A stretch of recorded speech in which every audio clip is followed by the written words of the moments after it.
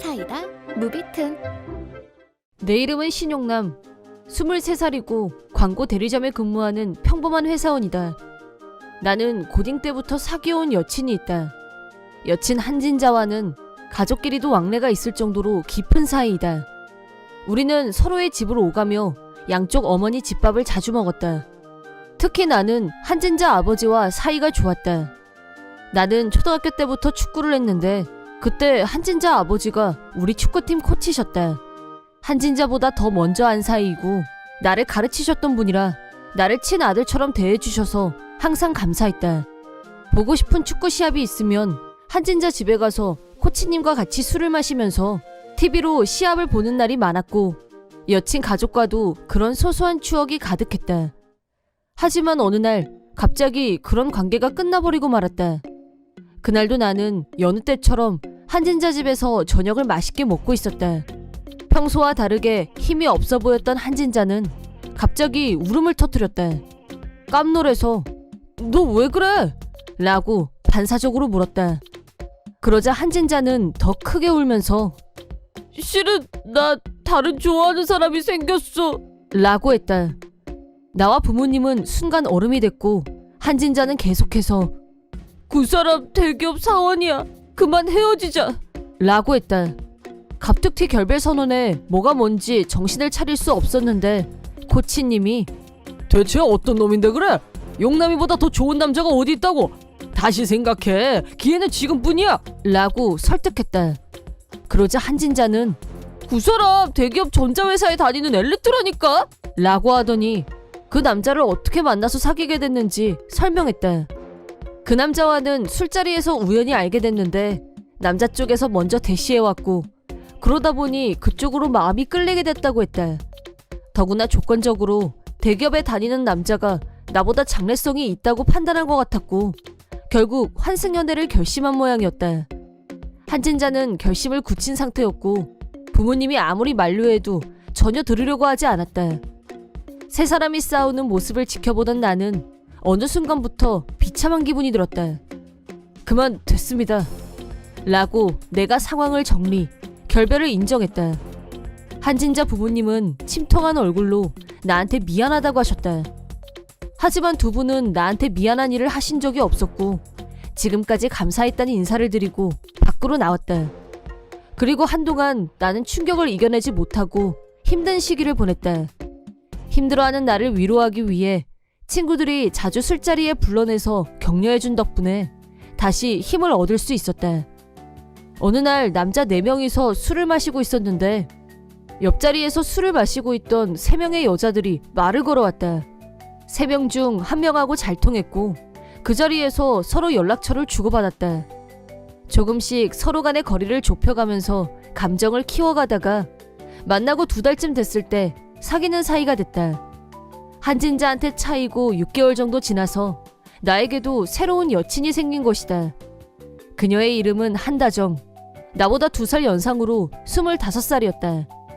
야무지고 똑똑한 이미지이지만 허당 기질도 있고 그 모든 게 내 눈에는 마냥 귀엽기만 했다. 다정이와 사귀고 난 후 내 머릿속에는 이미 한진자는 그림자도 없이 사라지고 새로운 삶의 활력이 솟아나고 있었다. 다정이와의 만남이 순조롭게 진행되고 있는 와중에 반년 만에 한진자한테서 라인이 왔는데 생뚱맞게 다시 시작하자는 내용이 적혀 있었다. 미련이라고는 1도 남지 않은 터라 바로 거절했지만 한진자는 계속 치근덕거렸고 그럴수록 더 무시했다. 퇴근 후 다정이와 밖에서 저녁을 먹고 같이 우리 집으로 왔는데 집 앞에 웬 여자가 서 있길래 가까이 가서 봤더니 한진자였다. 한진자는 다정이를 보자 "신용남, 네 앞에 있는 여자 누구야?" 라며 버럭 화를 냈다.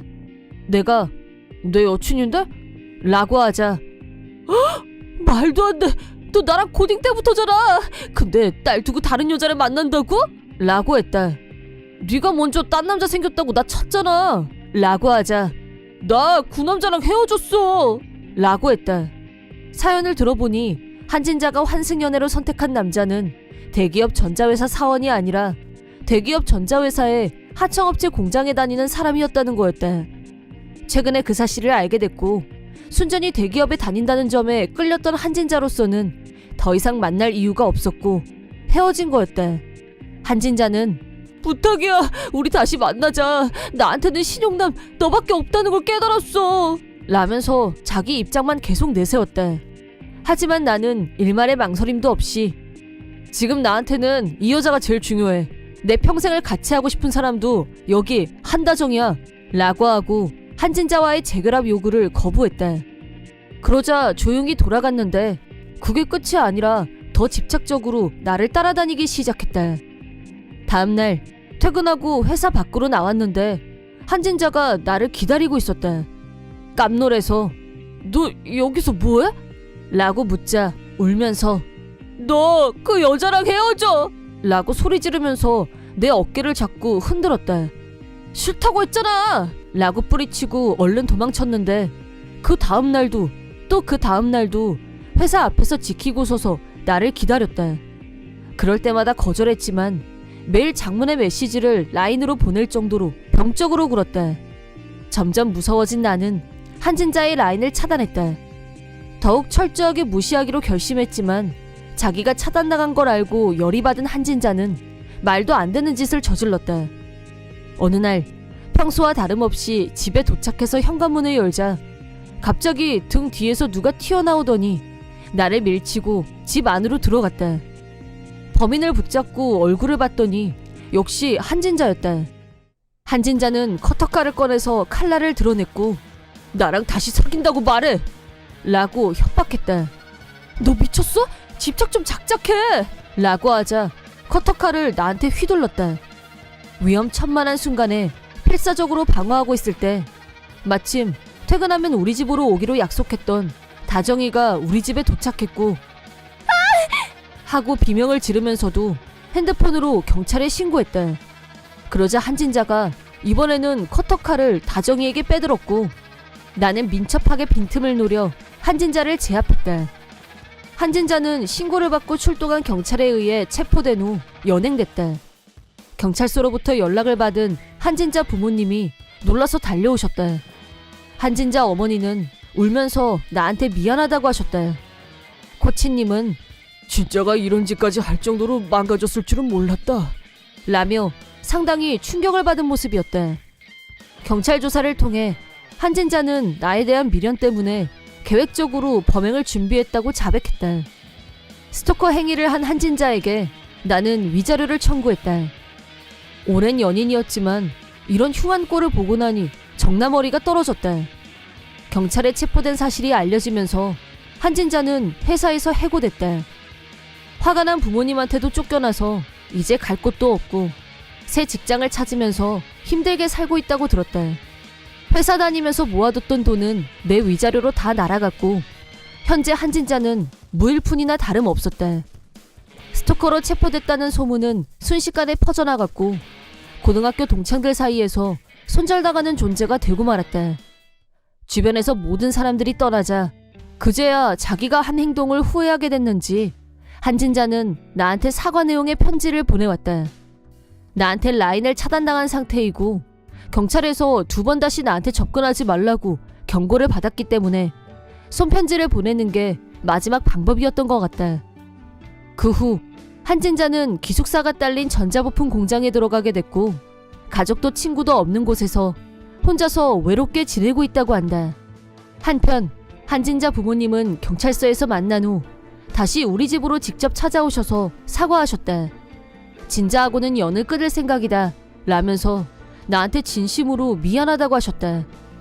코치님과는 워낙 사이가 좋았기 때문에 이런 결말을 맞이하게 된 게 더욱 안타까웠다. 하지만 마지막까지 내 입장에서 나를 이해해 주시고 사과까지 하는 모습을 보면서 많은 위안을 얻었다. 한진자 부모님하고는 원래부터 집이 가까워서 가끔 동네 마트에서 만나게 될 때도 있는데 그때마다 웃는 얼굴로 인사하려고 노력하고 있다. 두 분 모두 자기 딸 때문에 마음고생을 많이 하셨는지 전에 비해 많이 말라 보이는 게 마음에 걸렸지만 앞으로 기운을 내서 전처럼 건강하게 지내시길 진심으로 바라고 있다. 한편 나는 다정이와 1년 반 정도의 연애 기간을 거쳐 결혼했고 결혼 후에는 바로 아이가 생겼다. 예쁘고 건강한 딸아이가 태어났고 우리는 새 식구가 되어 행복하게 잘 살고 있다.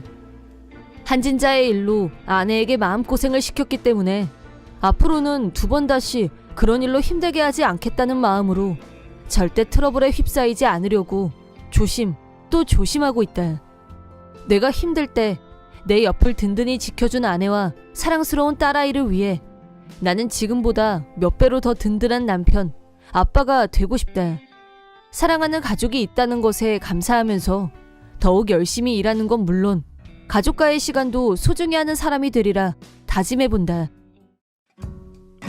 이번 영상은 어떠셨나요? 재밌게 보셨다면 구독, 좋아요에 댓글까지 달아주시면 감사하겠습니다. 그럼 다음 영상에서 만나요.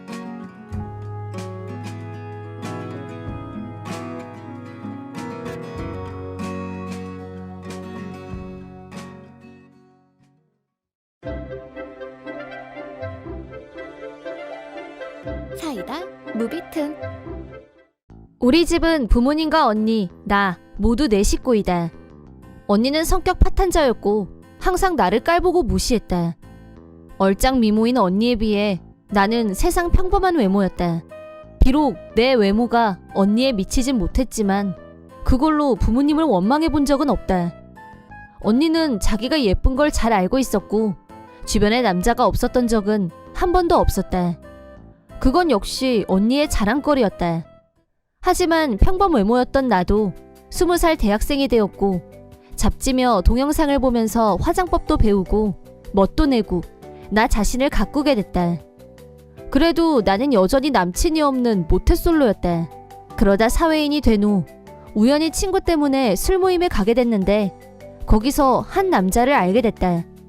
그 사람은 나보다 3살 연상이었고 직업은 파티시에였다. 나도 취미가 디저트 만들기여서 그 사람의 직업 세계에 흥미를 느꼈고 그 사람이 자기가 만든 걸 사진으로 보여줘서 같이 보며 얘기를 나눴다. 그 사람도 내가 디저트 만드는 걸 좋아한다는 걸 알게 되자 그때부터 결이 맞았는지 친구 없이 단 둘이서 가끔 만나는 사이가 됐다. 만날 때마다 내가 만든 디저트를 가지고 가서 그 사람한테 주기도 하고 내가 혼자 만들기 어려운 게 있으면 그 사람하고 같이 만들면서 우리는 서로 가까워져 갔다. 그렇게 처음 만나고 2달 정도가 지나 정식으로 사귀는 사이가 됐다. 어느 날 남친 가게에 갔는데 파티스리라는 유명 디저트 맛집이었고 남친은 2대째 파티시에였다. 우리 엄마도 자주 가는 최애 디저트 맛집이었다. 나는 너무 뜻밖이라 가슴이 두근거렸는데 가게에서 남친 부모님께도 처음 인사를 드렸다. 두 분은 내가 디저트에 진심이란 걸 알고 호의적으로 대해주셨다. 그러다 주말이나 바쁜 날에는 나도 가게에 나와서 같이 일을 하게 됐다. 그렇게 일과 데이트를 즐기기 시작한 지 어언 1년. 남친이 진심을 담아 프로포즈했고 나는 그의 프로포즈를 기쁜 마음으로 받아들였다. 결혼이란 관문을 치르기 위해 우리 부모님께도 인사를 드리러 집에 데리고 갔는데 엄마는 내 남친이 자기 최애 디저트 맛집의 2대째라는 걸 알고 대환영했다. 하지만 언니는 파티시에 정도는 자기 눈에 안 차는지 관심도 없었고 식사 자리에도 나오지 않았지만 내 입장에서는 차라리 그 편이 더 나았다. 부모님 상견례를 마친 후에는 일사천리로 결혼식 준비가 진행됐고 스몰 웨딩 형식으로 가족적인 분위기 속에서 결혼식을 무사히 마쳤다. 결혼과 동시에 나는 그동안 다녔던 회사에 사표를 내고 파티시에의 아내이자 보조자로 같이 일하게 됐다. 남편이 만드는 케이크, 쿠키는 언제나 맛있었고 디저트 만드는 걸 너무 좋아하는 나에게는 남편이 신상 케이크를 만드는 과정을 지켜보는 것도 좋았고 매일매일이 꿈처럼 달콤하고 행복했다. 우리 부부가 함께 즐겁게 일하는 모습을 옆에서 지켜보던 시아버지는 은퇴하고 가게를 물려줄 결심을 하셨고 남편이 차기 사장으로 등극했다. 나도 덩달아 책임감이 커졌고 더 많은 사람들이 남편의 케이크를 먹고 행복해지길 바라는 마음으로 분점을 만드는 게 어떻겠냐고 제안했다. 남편은 내 의견을 긍정적으로 받아들여서 2호점을 오픈했는데 2호점이 대성공을 거두면서 바로 3호점도 오픈할 정도로 번창했다. 사업이 커가는 한편 어떤 단체에서 주최하는 파티시의 경연대회가 있다는 걸 알고 남편한테 당신도 참가해보는 게 어떻겠냐고 권유하자 남편도 도전해보고 싶었는지 경연대회에 참가했고 남편이 만든 케이크는 심사위원들의 호평을 받으며 무려 우승을 차지했다. 그 대회의 심사위원이었던 어떤 해외 심사위원이 세계로 나아가서 해외에도 가게를 오픈하는 게 어떻겠냐 라고 제안했고 시아버지께 상의드리자 인생은 한 번뿐이니 기회가 있다면 얼마든지 도전해보라고 응원해주셨다. 그 덕분에 우리는 도전하기로 결심했다. 다행히 국내에서 오픈한 가게는 모든 면에서 안정적이었기 때문에 대표자가 바뀐다고 해도 큰 걱정이 없었고 시부모님도 계셨기 때문에 더욱 안심이 됐다. 남편과 나는 함께 생애 첫 해외 진출에 도전장을 던졌다. 먼저 남편이 해외에 나가서 가게 위치며 우리가 살 집 등의 준비를 시작했다. 나는 해외로 이주하고 나면 친정 부모님과 한동안 보기는 힘들 것 같아서 남은 기간 동안 친정에서 며칠이라도 같이 지낼 생각으로 갔는데 하필 그 타이밍에 결혼한 지 얼마 되지 않은 언니가 이혼당하고 친정에 와 있었다. 언니의 이기적이고 유치한 성격을 감당하지 못한 형부가 마침내 백기를 든 모양이었다. 친정에서 언니와 동거하는 건 전혀 계획에 없던 일이었지만 그렇다고 호텔로 가는 것도 좀 아닌 것 같아서 며칠만 참고 언니랑 잘 지내보려고 했는데 역시나 언니는 계속해서 문제를 일으켰다. 우선 손버릇이 안 좋았다. 내 지갑에서 말도 없이 멋대로 돈을 꺼내가는 것 때문에 완전 열이 받았지만 앞으로 자주 뵙기 힘든 부모님을 생각해서 되도록 집에서 얼굴 붉히는 일을 만들지 않으려고 꾹꾹 참았다. 하지만 언니는 내 명품 가방을 말도 없이 들고 나갔고 자기 가방인 양 잔뜩 폼 잡고 사진을 찍어서 자기 인스타에 올렸다. 내 옷도 마음대로 꺼내 입었고 값이 나갈 만한 건 당근에 팔아서 돈까지 챙겼다. 사람의 인내심에는 한계가 있는 법이고 내가 화를 내자 야, 너같이 생긴 애가 명품 가방 들고 명품 옷 입어봐야 남이 보기엔 다 짝퉁이야. 명품을 들고 다니려면 나 정도 외모는 돼야지. 그래야 남들도 가치를 인정해. 라면서 전혀 잘못했다는 인식이 없었다. 부모님과 소중한 시간을 보내기 위해서 되도록 참으려고 했지만 언니의 폭주를 그냥 당하고만 있으면 스트레스 때문에 무슨 일이 날 것 같았고 남편이 준비를 마치기 전까지 차라리 호텔로 가야겠다는 생각을 하고 있었는데 언니가 갑자기 집에서 안 보였다. 내가 아침에 일어났을 때부터 안 보였고 자기 방에도 없길래 엄마한테 물어봤더니 내 명품 가방, 내 옷들을 잔뜩 싸들고 나가면서 며칠 여행을 다녀온다면서 나갔다고 했다. 내 지갑에서 돈을 훔친 걸 보면 수중에 돈도 없는 것 같은데 무슨 돈으로 여행을 간 걸까? 느낌이 싸했고 일단 언니한테 전화를 걸었다. 언니는 아주 명랑한 목소리로 전화를 받았다. 나는 당장 내 물건들을 돌려달라고 따졌다. 돈도 없으면서 여행은 어떻게 간 거냐고 물었더니 언니는 아까보다 더 신난 목소리로 나 지금 돈 많아. 네 지갑에서 신용카드 몽땅 다 꺼내왔거든. 라며 깔깔거렸다. 나는 즉시 지갑을 확인. 언니 말대로 지갑 안에 있던 신용카드가 몽땅 사라지고 없었다. 하지만 나는 언니한테 그 카드로 어떻게 결제할 생각이냐고 되물었다. 그러자 언니가 카드야 그냥 긁으면 되는 거 아니냐 라고 했고 나는 써보면 알겠지만 그 카드들은 사용할 수 없을 거라고 알려줬다. 그러자 언니는 전화기에 대고 그게 무슨 뜻이냐며 온갖 성질을 다 부렸다. 성질만 내지 말고 카드를 잘 보면 알겠지만 그 카드들은 모두 유효기간이 지난달 말로 다 끝난 것들이고 새 카드는 다른 카드 케이스에 넣어서 따로 보관하고 있다고 알려줬다. 내가 유효기간이 지난 신용카드를 버리지 않고 지갑 속에 넣어뒀던 이유는 그냥 버리면 위험하니까 가위로 잘라서 처분하려고 했는데 깜빡하고 아직 갖고 있었던 것뿐이었다. 그런 줄도 모르고 언니는 신난다고 내 카드를 훔쳐서 여행을 간 거였다. 내 말을 들은 언니는 카드 유효기간 확인에 들어갔고 갑자기 전화기에 대고 괴성을 질러댔다. 너 일부러 그랬지? 감히 나를 속여? 라고 적반하장으로 나오길래 절도범 입에서 나올 소리는 아니라고 반박했다. 당장 현금을 송금하라고 억지를 부렸지만 그럴 마음도 없고 그럴 이유도 없었다. 언니가 저지른 짓에 대해 부모님께 사실대로 말씀드리자 두 분도 노발대발하면서 언니한테 분노가 대폭발했고 어디 있는지 당장 대라고 호통쳤다. 나는 언니를 도와줄 생각은 1도 없었다. 하지만 부모님이 데리러 가지 않으면 언니는 호텔비 낼 돈도 없었고 경찰에 잡혀갈 처지가 되다 보니 자기가 있는 곳을 이실직고한 모양이었다.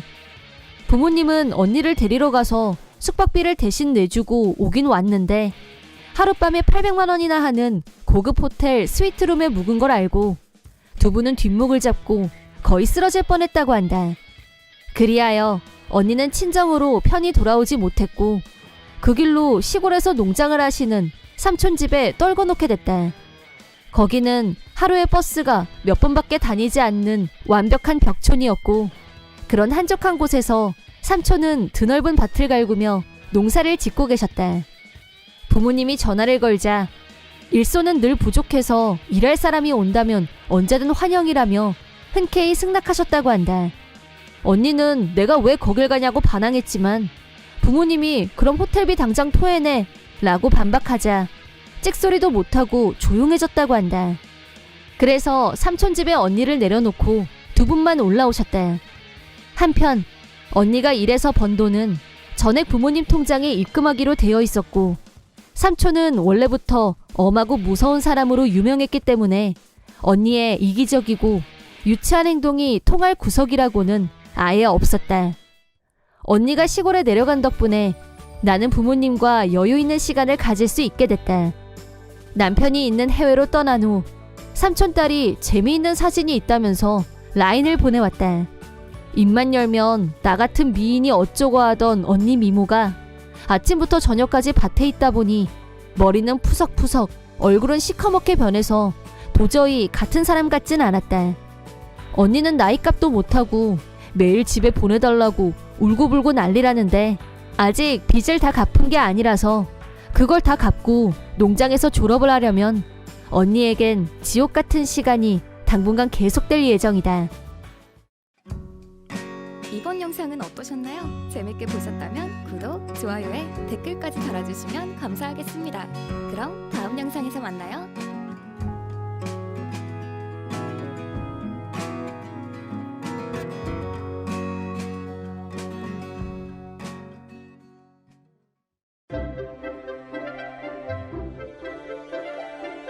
사이다 무비튼.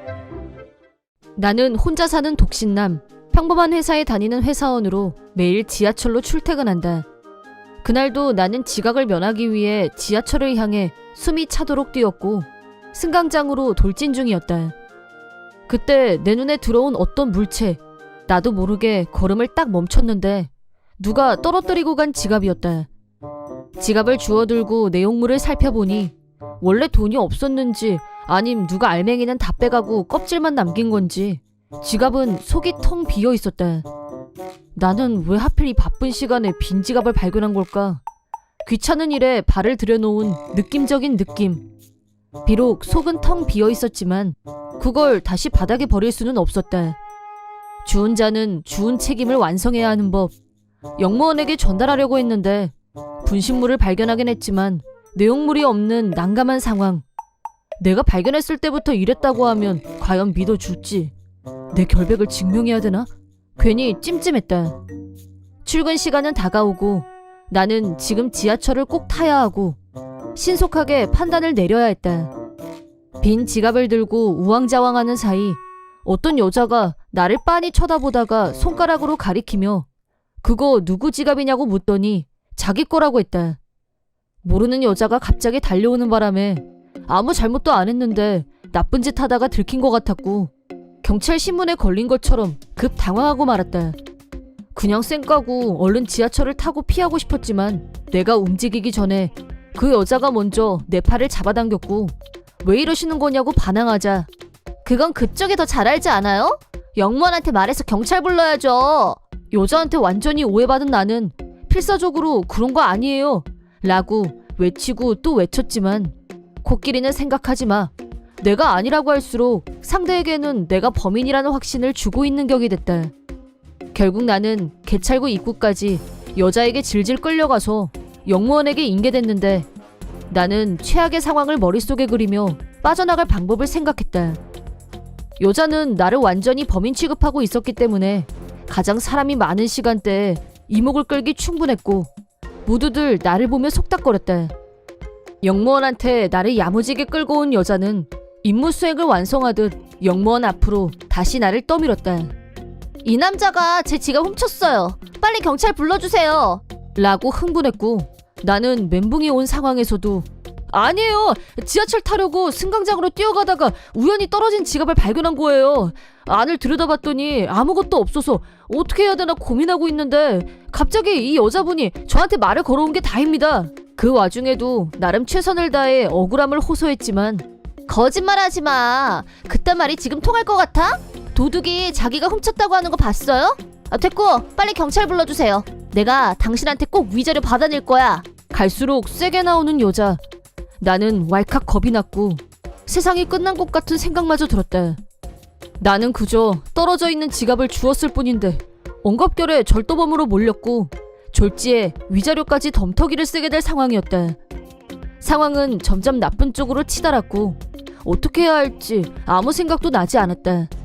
나는 무기력하게 거짓말이 아니다. 내 말을 믿어달라. 아무 효력도 없는 말을 영무원에게 되풀이했다. 하지만 나는 전력을 다해 사실을 말했고 단순하게 그거 외에 달리 내가 할 수 있는 일은 없었다. 그러자 영무원은 일단 안으로 들어가서 얘기를 들어보겠다고 했다. 그 말에 따라 우리는 영무실로 들어갔다. 영무원은 여자에게 처음부터 상황을 설명해달라고 했고 여자는 아직 흥분이 가라앉지 않은 상태에서 몸동작을 섞어가며 상황을 설명했다. 나는 그 사이에도 어떻게 말을 해야 내가 결백하다는 걸 믿어줄까 머리에 쥐가 나도록 생각을 짜내고 있었다. 그래서 여자가 지금 하는 말이 거의 들리지 않았다. 여자는 지하철에서 내렸을 때 지갑이 없는 걸 알았다면서 어쩌고 저쩌고 흥분한 상태로 목소리를 높여서 말을 쏟아냈다. 영무원은 여자가 하는 말을 받아 적어가면서 열심히 들어주고 있었다. 무고한 성추행 사건들도 그렇고 이런 상황에서는 약한 여자 이미지가 유리하게 작용한다는 생각이 들었다. 나는 승강장으로 향하는 도중에 우연히 지갑을 발견했고 소유자를 확인하기 위해 안을 열어봤더니 텅 비어 있었다. 그러니까 나는 소매치기가 다 빼가고 버린 지갑을 주운 거였다. 그런데 그때 마침 지갑 주인이란 사람이 나타났고 오해받고 여기에 와있다 라고 있는 사실 그대로 설명했다. 하지만 나는 이미 얼굴에 핏기도 없고 잔뜩 쫄아 있었다. 영무원은 나한테 승차권을 보여달라고 했다. 나는 승차권이 아니라 교통카드를 찍고 지하철을 탔다고 했더니 그러시냐면서 그건 참 잘한 일이라면서 나를 보며 가볍게 웃는 것 같았다. 그때는 그게 무슨 의미인지 전혀 이해를 못했었다. 그러더니 영무원은 잠깐 기다리라면서 내 교통카드를 들고 나갔고 잠시 후에 다시 돌아왔다. 나를 완전히 절도범 취급하는 여자와 한 공간에 계속 같이 있는 건 최악의 기분이었다. 교통카드 이력을 확인했더니 남자분 말씀대로 남자분이 여관으로 들어온 건 불과 몇 분 전이 맞는 것 같습니다. 그러니까 지하철에 탑승 중이었던 여자분의 지갑을 훔치는 건 정황상 불가능합니다.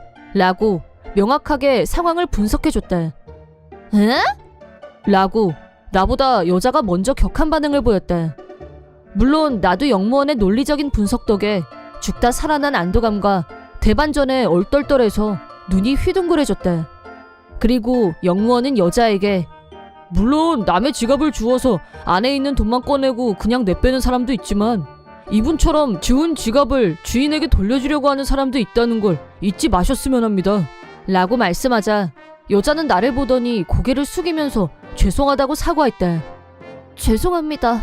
실은 아빠 생일이라 선물 사려고 저금해뒀던 돈을 좀 전에 찾아서 30만 원이나 되는데 그래서 더 용서가 안 됐던 것 같아요. 그쪽이 하는 말이 전혀 안 들렸어요. 물론 다짜고짜 나를 절도범으로 취급했던 불쾌감은 쉽게 용서가 되지 않았지만 여자의 사정을 들어보니 내 기분도 조금 풀리는 것 같았다.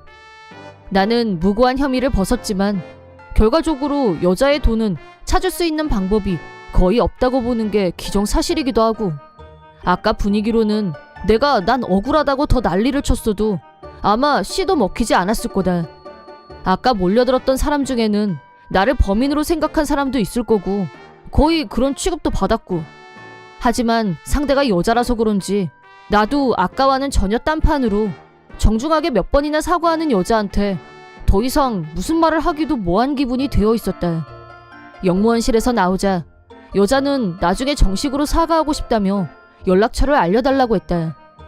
나는 핸드폰 번호가 적혀있는 명함을 건네주고 그 자리를 떴다.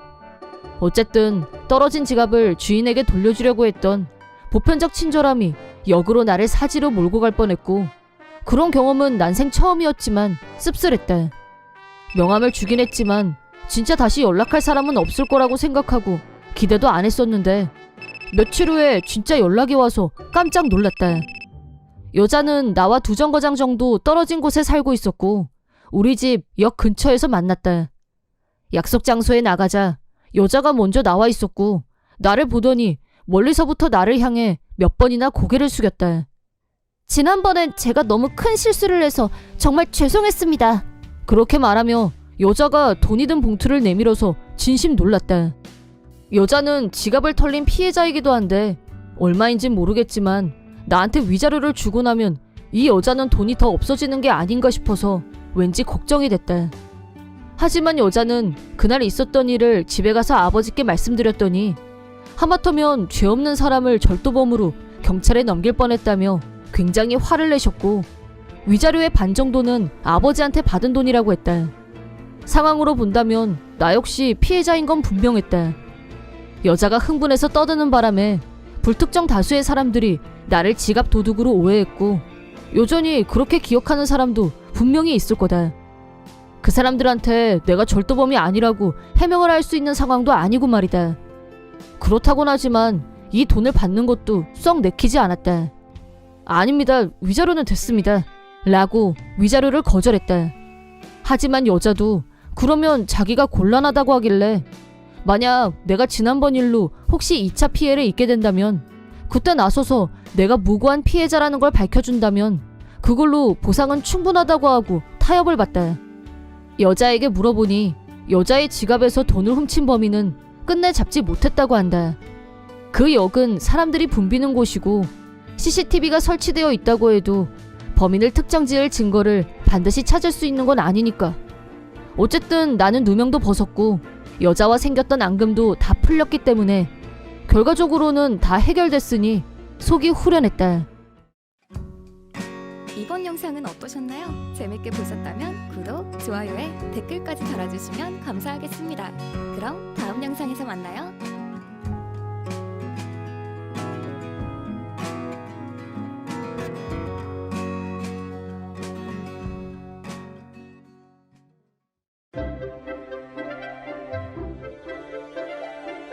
사이다 무비튼. 내 이름은 원칙남. 아내 가해자와 중3인 딸아이 수야를 책임지고 있는 직업회사원. 해외 도처와 거래하는 대기업에서 일하는 나는 매일 바쁜 나날을 보내고 있다. 6년 전 출세가도를 탄 후 수입도 늘고 꿈꾸던 내 집 마련에도 성공했다.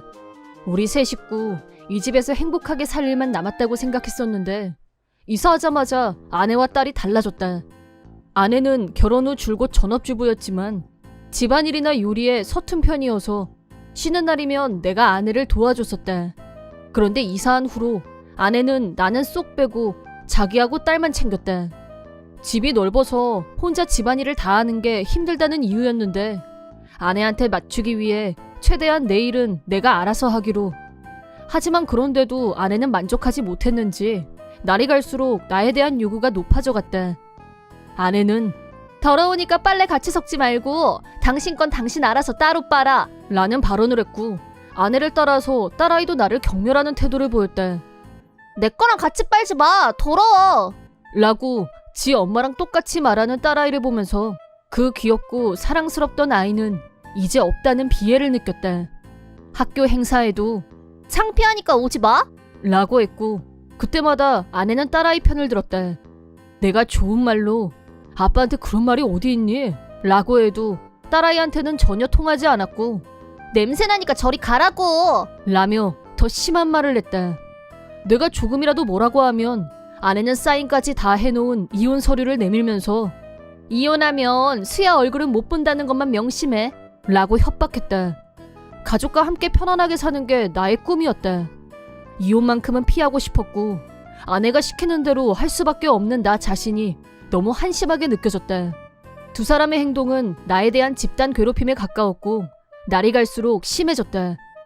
딸아이가 중3이 되고 사춘기에 정점을 찍는 시기가 되자 식탁 위에는 내 몫의 밥마저 사라졌고 마치 나를 공기 취급하는 지경까지 와버렸다. 어느 날 평소보다 일찍 퇴근해서 집에 왔는데 장모님이 오셨는지 거실에서 새 모녀가 대화를 나누는 소리가 들려왔다. 아내가 장모님 앞에서 큰 소리로 저렇게 별볼일 없는 인간하고 같이 산다는 것 자체가 고문이야. 그나마 월급이라도 많아서 내가 참고 사는 거야. 어디 다른 데로 발려 안 나나? 라고 하자 딸아이도 장단을 맞춰서 진짜 개 싫어. 딴 데로 갔으면 좋겠어. 라면서 웃었다. 장모님이 너희 둘 이 집안 가장을 뭘로 보는 거니? 내가 전부터 누누이 말했지만 원서방한테 함부로 하면 나중에 너 벌 받아 라고 충고. 하지만 아내와 딸은 장모님 말에 콧방귀를 끼면서 그럴만 하니까 그러는 거야. 라고 할 뿐 전혀 반성하지 않았다. 그러자 장모님이 너희 둘을 보고 있으면 원서방이 안쓰러워서 내가 마음이 아프다. 난 앞으로 다신 이 집에 안 온다 라고 호통치신 후 거실에서 나오셨다. 현관 앞에서 조용히 듣고 있던 나를 보시더니 장모님이 머리를 숙이시면서 내 딸이라고 믿고 싶지 않을 만큼 아주 고약해졌어. 어쩌다 저 모양이 됐는지 자네한테 내가 입이 10개여도 할 말이 없어 라고 하셨다. 그리고 나는 저 두 사람하고 절연하기로 결심했네. 자네도 무조건 참지만 말고 이혼을 생각해보는 게 어떤가? 라고 하시더니 현관을 빠져나가셨다. 이혼이란 말을 듣는 순간 어쩐지 어깨가 조금 가벼워지는 느낌이 들었다. 그렇지만 곧장 이혼 수속을 밟지는 않았고 현상 유지를 하며 살고 있었는데 딸아이의 중학교 졸업식이 다가왔다. 그러던 어느 날 딸아이가 갑자기 지금 당장 300만 원만 줘. 라며 돈을 요구했다. 300만 원? 그 돈이 왜 필요한데? 라고 묻자 됐으니까 돈이나 줘. 라고 했다. 무슨 이유인지도 말 안 하는데 어떻게 그런 거액을 너한테 줄 수 있겠냐고 하자 나 졸업 기념으로 엄마랑 해외여행 갈 거란 말이야. 라면서 잔뜩 볼멘 소리로 말했다. 둘이서 해외여행을 간다고? 라고 묻자 딸아이가 그럴 거야. 아빠는 혼자서 집 잘 보고 있어? 졸업식에도 절대 오지 말고. 창피하니까. 라며 당연하다는 듯이 말했다. 나더러 졸업식도 여행도 오지 말라고 하는 평상시 한자리에서 밥도 같이 안 먹는 모녀를 위해 거액의 여행비를 내놓으라는 저 발상. 당연히 불쾌했다. 무엇보다 중요한 졸업식에도 오지 말라는 딸 자식한테 그래 축하한다 라면서 거액의 선물을 할 사람이 있을까? 깊게 고민할 것도 없이 바로 거절했다. 딸아이는 내가 여행 가겠다는데 돈을 안 주겠다고? 미친 거 아니야? 라고 발광하면서 난리를 쳤지만 철저하게 외면했다. 딸아이와 서로 완전 무시하고 지낸 지 일주일 정도가 지났을 무렵 월급날이 돼서 내가 따로 저축하는 통장에 입금하면서 통장 정리를 했는데 잔액이 전보다 줄어든 것 같았다. 자세히 보니 3일 전에 누가 300만 원을 인출한 걸 발견했다. 깜짝 놀란 나는 집에 가서 아내한테 이 문제에 대해 따졌다. 그러자 아내는 그 돈 비행기표 사는 데 썼어. 라고 태연하게 말했다. 이건 내가 내 용돈 저축하는 통장이야. 왜 함부로 남의 통장에 손을 대? 300만 원씩이나 말도 없이. 내가 날선 목소리로 화를 내자 아내도 발끈하더니 딸이 졸업하는데 그 정도 돈도 아깝다는 거야? 당신한테는 여행 선물이고 뭐고 국물도 없어. 당신은 지금까지 해온 것처럼 국으로 시키는 거나 똑바로 해. 라고 아내가 폭언을 하자 그걸 듣고 있던 딸아이가 웃으면서 여행 가면 용돈이 필요하니까 일단 100만 원 내놔. 라고 했다. 그 순간 긴 세월 참아왔던 인내심에 한계가 왔다는 걸 느꼈다. 나는 말없이 자리를 피한 후 회사에 연락했다. 그리고 예전에 거절했던 해외 근무를 수용하겠다는 의사를 밝힌 후 전화를 끊었다. 그 다음은 조용히 이혼 준비를 시작했는데 아내도 딸아이도 전혀 눈치채지 못하는 것 같았다. 그리고 딸아이의 졸업식 날이 됐다. 아내와 딸아이는 아침부터 들뜬 기분으로 준비에 한창이었다. 아빠는 절대 학교에 오지 마. 쪽팔리니까. 라고 모진말을 하더니 졸업식에 갔다. 나는 미리 준비해뒀던 짐을 서둘러 차에 싣고 집에서 나와 호텔로 향했다. 오후가 되자 집에 도착한 아내한테서 몇 번이나 전화가 걸려왔다. 하지만 이미 전화를 받지 않기로 결심한 후였고 사전에 변호사에게 의뢰해서 아내와의 문제는 변호사에게 일임했다. 그러자 아내가 꼭 만나서 직접 대화하고 싶어 한다는 전갈이 왔고 어쩔 수 없이 약속을 잡았다. 호텔 로비에서 기다리고 있자 변호사의 안내를 받으며 아내가 들어왔다. 아내는 내 얼굴을 보자마자 벌써 이혼이 성립됐다는 게 말이 돼? 아니지? 난 절대 이혼 못해. 라고 했다. 하지만 이미 정식으로 이혼이 성립된 후였기 때문에 버틴다고 해서 달라질 건 없었다.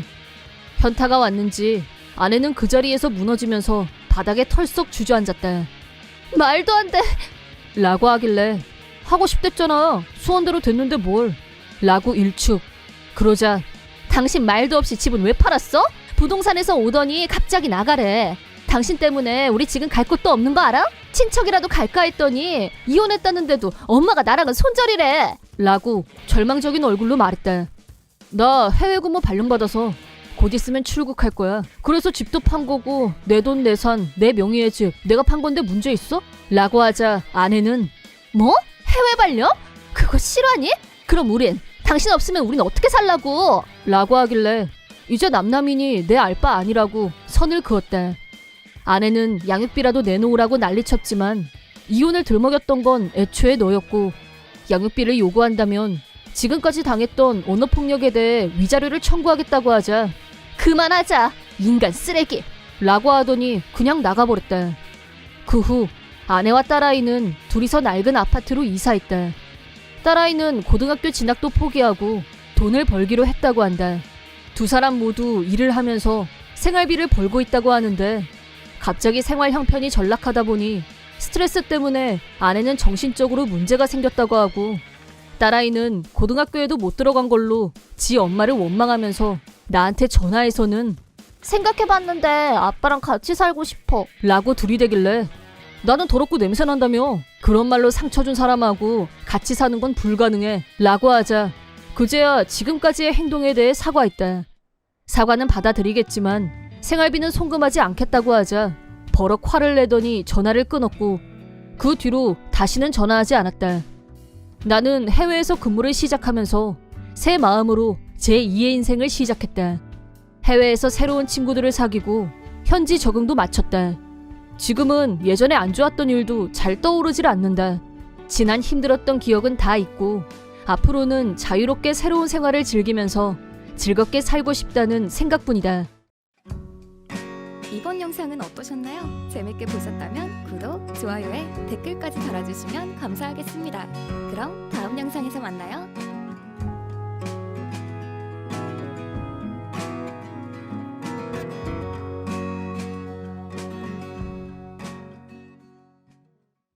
그때 나는 고등학생이었고 가족은 엄마와 초등학교에 다니는 남동생이 둘이었다. 내가 중학생일 때 아버지는 불륜과 동시에 증발해버렸고 그 후로 엄마 혼자서 우리 삼형제를 키워주셨다. 졸지에 집안 경제를 책임지게 됐지만 학력 경력 모두 딱히 내세울 게 없었던 엄마는 파트 근무를 시작. 우리를 위해 아침 일찍 출근해서 저녁에 일단 집에 온 뒤 우리 저녁을 차려주고 밤 9시에 다시 심야 알바를 하러 나갔다. 고등학생이 된 후로 엄마의 부담을 덜어드리기 위해 나도 알바를 시작했는데 생활은 여전히 어려웠고 몇 년 동안 계속 무리를 해오던 엄마가 그만 쓰러지고 말았다. 엄마의 수입마저 없어진 후에는 나라에서 나오는 보조금과 내 알바비로 연명했는데 완전히 극빈층이 되고 말았다. 우선 꼭 필요한 물건도 살 여유가 없었다. 실내화를 시작해서 내가 쓰고 있는 모든 물건은 전부 너덜너덜했다. 그런 나를 괴롭히지 못해 안달인 애들이 있었다. 같은 반 왕한심과 그 떨거지들이었다. 야, 너 오늘도 점심빵하고 우유냐? 하긴 돈도 없는데 그게 어디냐? 왕한심은 우리 반 일진이었고 심지어 인기도 있었다. 걔 눈에는 내가 타깃으로 제격이었던 것이다. 왕한심은 반 애들을 데리고 노래방에 가서 놀고 패스트푸드점에 몰려다녔는데 나한테 와서는 야 나수재 우리 지금 노래방 갈 건데 너 같이 안 갈래? 아 미안 너 돈 없지? 가난뱅이가 웬 노래방? 라면서 괜히 사람을 건드렸대. 하지만 내가 돈이 없는 건 사실이었고 노래방에 다닐 시간도 없었대. 엄마 병원비에 집에 가면 배고픈 동생들이 나를 기다리고 있었대. 나는 1초라도 더 일을 해야만 했대. 내겐 단 한 명의 친구도 없었대. 사실 학교도 그만두고 싶었지만 엄마가 쓰러진 마당에 대학은 못 가더라도 최소한 고등학교라도 졸업해야 한다고 생각했대. 나는 이 모든 상황을 인내하며 학교를 계속 다녔고 정신없이 알바를 했대. 2학년 때 수학여행을 앞두고 왕한심이 희죽거리면서 다가오더니 좀 있으면 수학여행인데 어차피 넌 못 가는 거 맞지? 수학여행비 낼 돈이 있어야 말이지. 그나저나 너 학교는 왜 계속 나오냐? 올 이유가 있어? 학비가 공짜도 아닌데 돈 없잖아. 차라리 학교를 관둬 그냥. 이런 말까지 듣고 나니 그때까지 참고 견뎠던 마음이 무너졌고 학교를 그만두고 말았대. 학교를 그만둔 후 나는 엄마한테 학교 대신 알바를 좀 더 할 생각이라고 말했대. 엄마는 모두 자기 탓이라면서 울었지만 막상 학교를 그만두고 알바에 전념하니 차라리 마음이 편했대. 그 뒤로 나는 눈앞에 닥치는 대로 일을 했고 다행히 좋은 사람들을 만나 도움을 받으며 10년이란 시간이 흘렀대. 그러던 어느 날 내 앞으로 엽서가 왔다면서 집에서 연락이 왔대. 엽서는 동창의 알림이었고 졸업도 안 한 나한테까지 보냈다는 게 뭔가 의도가 있는 것처럼 느껴졌지만 오래간만에 동창들을 한번 만나보고 싶은 생각이 들었대. 동창회 당일 내가 약속 장소에 도착하자 제일 먼저 왕한심이 나를 알아보고 다가왔대. 오, 너 오래간만이다. 나수재 그동안 잘 지냈냐? 먼저 말을 걸어온 왕한심은 10년 만에 재회를 하면서 마치 친했던 사이인 것처럼 굴었대. 야, 나 네 걱정 많이 했어. 돈 없어서 학교도 그만둔 불우하고 아니냐 네가. 돈 없어서 어디 가서 죽지는 않았나 걱정이 태산이었다니까. 너 혹시 오늘 참가비도 없는 거 아니냐? 내가 대신 내줄까? 라면서 또 나를 가지고 놀려고 했고 10년이 지나도 이 자식은 변한 게 없다는 생각이 들었대. 왕한심과 한패였던 놈들은 여전히 한패로 몰려다니는 분위기였고 왕한심이 한마디 할 때마다 나를 보며 같이 웃었대. 그때 누군가가 왕한심의 입을 다물게 만들었대. 잠깐, 얼마 전에 나수재 텔레비전에 나왔던데 니들 못 봤어? 그러자 왕한심이 설마 네가 착각한 거겠지 라면서 다시 깔깔거렸대. 여자 동창이 텔레비전에 아는 얼굴이 나오길래 핸드폰으로 사진을 찍어뒀었다며 모두에게 보여줬대. 증거 사진을 본 왕한심은 헉, 네가 왜 여기서 나와? 라면서 진심 놀란 눈치였대. 자꾸 왜냐고 물어보길래 내가 지금 하고 있는 일에 대해서 말해줬대. 고등학교를 그만둔 후 나는 곧바로 한 건설업체에 들어가서 알바를 시작했대. 거기서 건축 설계에 흥미가 생긴 나는 독학으로 전문 서적을 탐독하며 공부했대. 그러자 우리 회사 사장님이 나를 눈여겨보셨고 시간이 걸릴 수도 있지만 검정고시로 고졸 자격증을 얻은 후 설계사 자격증을 취득해보는 게 어떠냐고 제안하셨대. 귀가 솔깃한 얘기였지만 그때 나는 정말 돈이 없었고 그럴 여유도 없다고 말씀드렸대. 그러자 사장님이 출세하면 갚으라며 나한테 자격증을 따는데 필요한 자금을 대주셨대. 그 뒤 나는 틈틈이 시간을 쪼개서 공부했고 드디어 설계사 자격증을 취득했대. 고객의 의뢰를 받고 새로운 아이디어가 떠오를 때마다 성취감이라는 행복을 맛보게 됐대. 생각지도 못했었지만 어느 순간부터 해외에서도 의뢰가 올 정도로 실력을 인정받게 됐대. 내 얘기를 듣고 있던 왕한심은 도저히 믿을 수가 없다면서 얼굴이 창백해지더니 핏기가 없어졌대. 그러자 다른 동창들도 나도 텔레비전에서 봤어 라고 하면서 지금 집을 지을까 생각 중인데 나한테 자문을 구하고 싶다면서 내 주변으로 몰려들었대. 그런 풍경이 벌어지자 마치 1패를 당한 얼굴로 왕한심이 설계사면 뭐 네가 흙수저 출신이라는 게 뭐 달라질 것 같냐? 그래서 설계해서 먹고 살만 해줬냐고. 나 이래봬도 대기업 스카토 사원이야. 그때였다. 주점 안으로 어떤 손님이 들어왔는데 그 사람을 본 왕한심 얼굴이 창백하게 굳어버렸대. 사장님? 그러자 사장님은 왕한심한테 가볍게 인사를 한 후 나한테 다가오셨다. 나수재 씨, 아버님은 건강하시고 좀 있으면 자네 아내가 출산한다고 들었는데 미리 축하하네. 미국에서 좋은 활약하고 있다는 말도 들었네. 수고가 많아. 그쯤 되자 왕한심은 헐, 응? 을 반복하며 사장님과 나를 번갈아 보면서 멘붕이 온 표정이었다. 동창회 중이란 걸 파악한 사장님이 설명을 시작하셨다. 내 아내는 나를 물심양면으로 밀어주신 사장님의 딸이었고 내가 고군분투 끝에 자격증을 딴 후 만남이 시작됐다. 그리고 스카토사의 사장님은 장인어른의 오랜 친구분으로 처갓집에도 몇 번 오신 적이 있을 정도로 가까운 분이었다. 그래서 장인어른을 통해 나에 대해서도 많이 알고 계셨다. 어려운 환경 속에서도 포기하지 않고 꿈을 이루고 지금의 위치까지 오른 것에 대해서 나를 높게 평가해 주시는 분이기도 했다.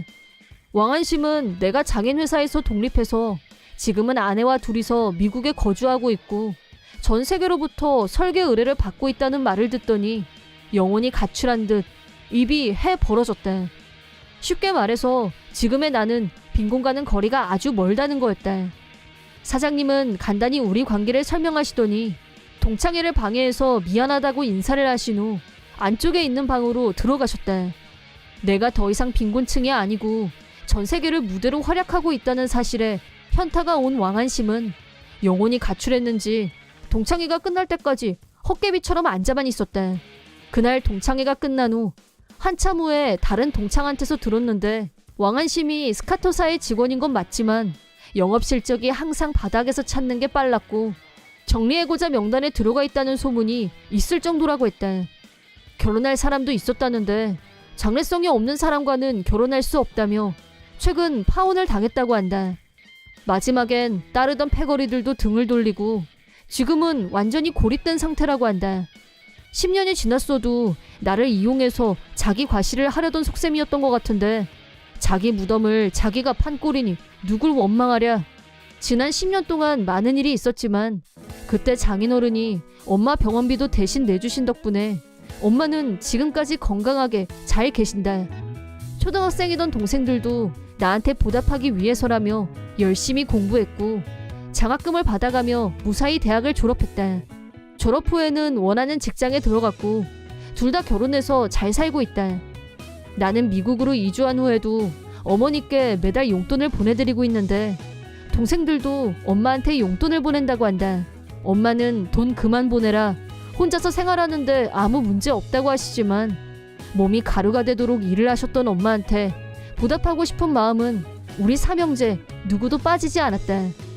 엄마는 왜 말들을 안 듣냐고 불만이다. 그리고 다시 반년 후 지나가는 말로 어디서 들었는데 학창 시절부터 나를 비웃었던 왕한심은 회사에서 정리해고를 당했고 사원 기숙사에서도 쫓겨났다고 한다. 다른 회사에 면접을 보러 다닌다고 하는데 취직이 잘 안 돼서 지금은 허름한 아파트에 살면서 먹고 살기 위해 알바를 하면서 지내고 있다고 한다. 이런 날이 올 거라고는 힘들었던 당시에는 전혀 생각지도 못했었지만 인생은 어떤 일이 기다리고 있을지 아무도 모르는 일인 것 같다. 내 이름은 한진수, 아내 유난이와 둘이서 살고 있다. 아내는 반년 전 결혼과 동시에 퇴사해서 전업주부로 지내고 있다. 전업주부인 만큼 집안일은 아내가 도맡아 하고 있는데 약점이라면 요리를 못한다는 거였다.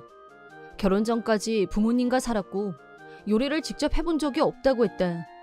하지만 편의점 도시락이나 슈퍼에서 파는 음식들을 안 좋아했고 외식도 즐기지 않았다.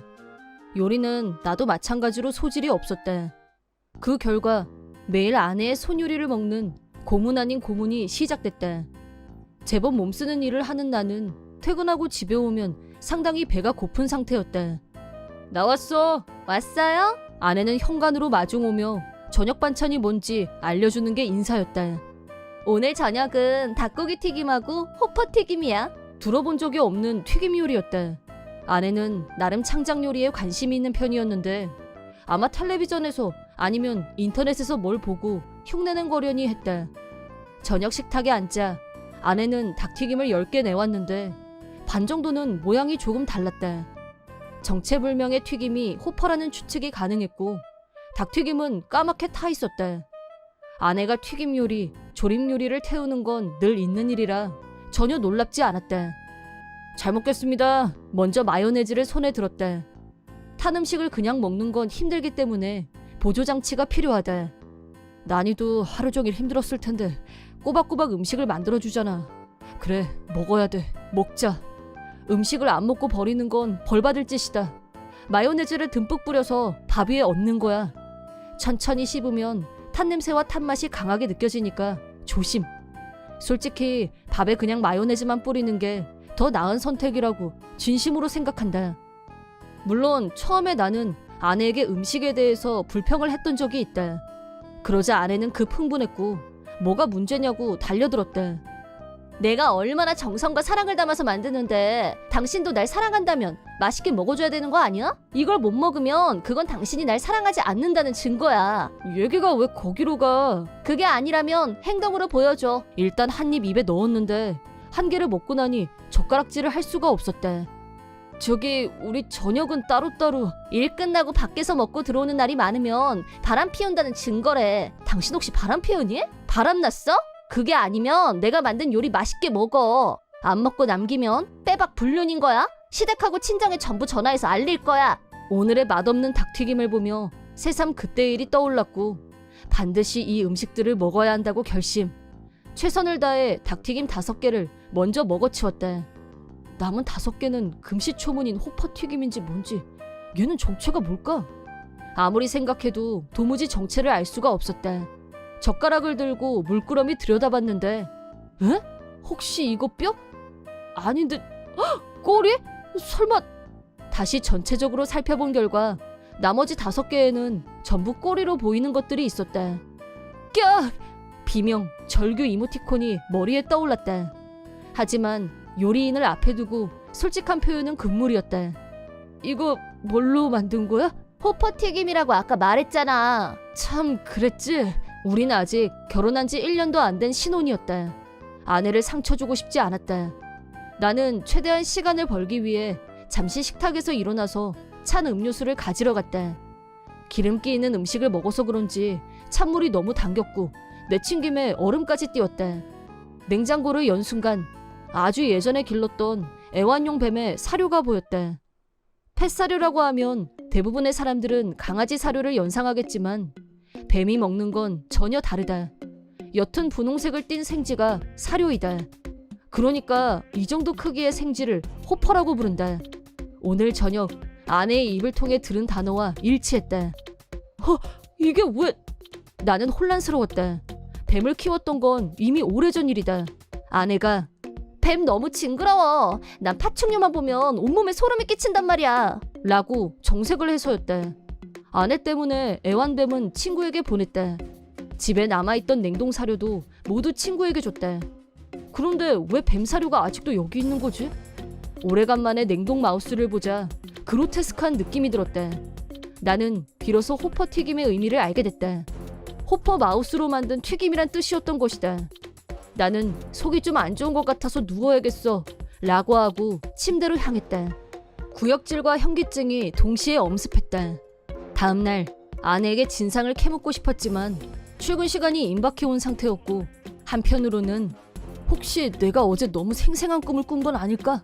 라는 생각이 들었다. 꿈인지 생시인지도 구분이 안 갈 정도로 충격적인 일이었다. 하지만 만약 꿈이 아니었다면 이혼밖에 답이 없지 않나?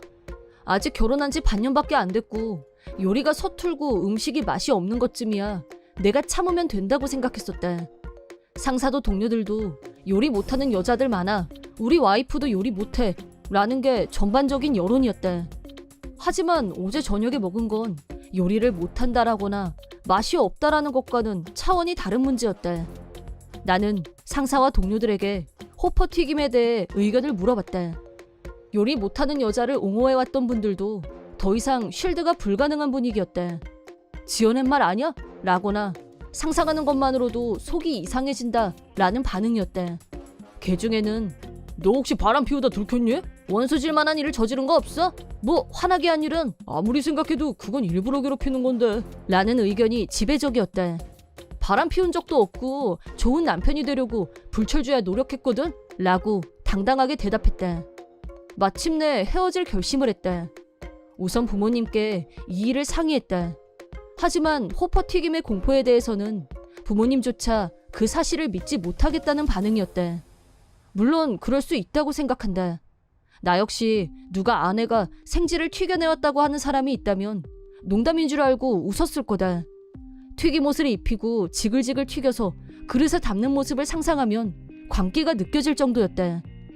처갓집에도 내 사정을 말했고 이 일은 아내에게 알려졌다. 아내의 반응은 격렬했다. 내가 언제 그런 요리를 했다는 거야? 상식적으로 그게 말이 돼? 그날 당신이 너무 피곤해서 뭘 잘못 보거나 착각한 거 아니야? 그때 밥 먹다 말고 피곤하다면서 바로 잤잖아. 장인 장모는 아내의 말을 그대로 믿었다. 당분간 회사를 쉬면서 여유를 갖는 게 어떻겠니? 라며 장인이 진심 어린 걱정을 했을 정도였다. 내가 너무 피곤해서 정신이 어떻게 된 걸로 생각한 모양이었다. 호퍼튀김 사건이 있은 후 얼마간의 시간이 지났다. 그날 이후 아내는 눈에 드러나는 엽기 요리를 식탁에 올리지 않았다. 그래서 증거를 찾기가 더 어려웠다. 사진을 찍어두던가 아내의 말을 녹음했어야 됐는데 그때는 너무 당황한 나머지 미처 그런 생각을 하지 못했다. 쓰레기통을 뒤져봤지만 증거가 될 만한 건 남아있지 않았다. 냉장고에 남아있던 호퍼 마우스도 이미 자취를 감추고 없었다. 부모님과 처가에서 전화가 걸려오는 횟수가 늘어났다. 아내가 부모님과 소통하면서 내 정신 상태에 대해 걱정하는 분위기가 조성된 게 느껴졌다. 그러다 보니 진짜 내가 착각한 건가? 다들 저렇게 말하는데 너무 피곤해서 잠깐 정신이 나갔었나? 마치 가스라이팅을 당하는 것처럼 말이다. 급기야 아내한테 사과해야지. 내가 이상한 오해를 했으니까 나 때문에 속상했을 거야 라고 생각하기에 이르렀다. 그러던 어느 날 아내와 공유해서 쓰고 있는 노트북으로 이메일을 확인했다. 시간 날 때 휴지통도 삭제하고 메일 정리를 할 생각이었다.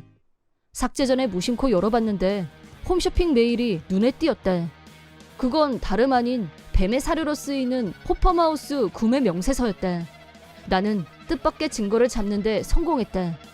나는 양가 부모님에게 이 사실을 알렸고 네 분을 집으로 오시게 했다. 기습적으로 아내를 추궁했다. 아내는 궁지에 몰리면 오히려 더 성질을 내는 편이었고 그 점을 이용해서 만인 앞에서 자백을 받아낼 생각이었다. 이번엔 녹음 준비도 했다. 호퍼마우스의 명세서를 증거로 보이고 집중 추궁하자 아내는 버럭 화를 냈다. 나는 아무 잘못 없어. 홈쇼핑에서 구매한 게 뭐가 잘못인데? 대형 마트에도 안 파는 재료 가지고 창작 요리를 만든 것 뿐이잖아. 그게 요리라고? 사람이 그걸 어떻게 먹어? 너는 그거 입에 대지도 않았잖아. 대체 이런 짓을 하는 저희가 뭐야? 재밌으니까. 그거 말고 무슨 이유가 필요해? 너 시급한 거 보고 웃겨서 죽는 줄 알았어. 네가 몰라서 그러는데 전업주부가 얼마나 심심한 직업인 줄 알아? 이런 사소한 즐거움이라도 없으면 아무 낙이 없어. 그리고 노잼인 너하고 끝장내고 더 재밌고 능력 있는 남자 만나서 재혼하고 싶은 마음도 있었어. 나는 처음 생각대로 이혼했다. 아내에게 청구한 위자료는 500만 원. 위자료 치고는 별로 큰 액수는 아니다. 아내한테는 금액보다는 이혼 사유가 더 큰 타격이 됐을 거다. 엽기적인 생지튀김은 꽤 소문이 퍼졌다. 이혼 후 맞선을 열심히 보러 다닌다는데 여전히 혼자라는 소문이 들린다. 내 이름은 지성미. 부모님과 살고 있고 나이는 27. 통신계통의 대기업에 다니고 있는 나는 오직 일에 올인한 전형적인 워킹걸이다. 덕분에 수입도 나쁘지 않았고 1년에 한두 번 장기 휴가 때 해외여행을 가는 게 인생의 즐거움이다. 대체적으로 설 연휴에 하와이에 가는 게 정기 행사이지만 올해는 부모님의 환갑을 맞이해서 과감하게 효도 호화 여객선 투어를 생각하고 있다. 부모님께는 직전까지 비밀로 했다가 서프라이즈를 할 생각이기 때문에 혼자서 조용히 진행 중이다. 지금까지 고생하며 살아오신 부모님이 웃을 수 있는 일을 많이 만들어드리고 싶다는 게 나의 소망이다. 특히 부모님 속을 많이 썩인 건 2살 아래인 여동생 지진아였다. 동생은 어려서부터 자기밖에 몰랐고 자기 하고 싶은 대로만 하는 문제아 그 잡채였다. 학교 다닐 때는 문제아답게 부모님이 학교에 찾아가서 비는 일이 비일비재. 사회인이 된 후에는 오래 다니는 직장이 없어서 부모님에게 경제적, 정신적으로 부담되는 존재로 등극. 지진아의 20살 생일이 막 지났을 무렵 우리 집안 역사에 길이 남을 아주 황당한 일이 일어났었다. 나는 막 취직했을 무렵이었고 꿀같은 휴일을 맞아 집에서 쉬면서 피로를 풀고 있었다. 그런데 그때 갑자기 초인종이 울렸다. 엄마가 나가서 현관문을 열자 문 밖에는 험상궂게 생긴 처음 보는 여자분이 화가 잔뜩 난 얼굴로 서 있었다. 여자분은 지진아가 이 집 딸 맞지? 자식을 어떻게 키웠길래 남의 남편을 꼬시고 다녀? 지금 집에 있어? 당장 나와! 라고 소리치더니 성큼성큼 집 안으로 들어왔다. 그러더니 거실에 멀뚱히 서 있던 나한테 대고 네가 지진아냐? 라고 하더니 대뜸 내 멱살을 움켜잡았다. 나는 필사적으로 지진아는 제 동생이에요. 저 아니에요. 라고 소리쳤지만 이미 흥분 상태인 여자의 귀에는 내 말이 들리지 않았다. 여자는 손끝에 모든 분노를 담아 나한테 따귀를 날렸고 엄마는 경찰을 불렀다. 경찰서로 연행되어 조사를 받게 된 여자는 동생이 자기 남편의 불륜녀라는 걸 알고 찾아온 거였다고 했다. 그 후 동생은 여자에게 위자료를 청구받았고 사채돈을 빌려서 위자료를 충당했는데 그리고 얼마 후 자취를 감췄다. 그러자 사채업자들이 매일 집으로 찾아오는 바람에 부모님은 노후자금으로 모아두었던 5천만 원이라는 돈을 사채업자에게 내주고 빚쟁이에게 쫓기는 일을 겨우 면할 수 있었다. 하지만 동생 때문에 애써 모은 돈이 다 사라지자 두 분이 겪은 상심은 이만저만이 아니었다. 고통은 있었지만 동생이 집을 나간 후에는 평화로운 일상이 돌아왔다. 부모님도 마음을 추스르고 다시 건강을 찾으셨고 곧 환갑을 앞두고 있다. 호화 여객 투어 예약을 마치고 여행 준비를 하고 있던 어느 날 부모님은 외출하시고 없었고 혼자서 집안 청소를 하고 있는데 갑자기 현관문이 열리는 소리가 들렸다. 놀라서 현관 쪽을 쳐다봤더니 동생이 모습을 드러냈다. 반가 라고 하면서 희죽희죽 웃는 동생에게 반사적으로 나는 네가 무슨 염치로 이 집에 들어와 라고 소리쳤다.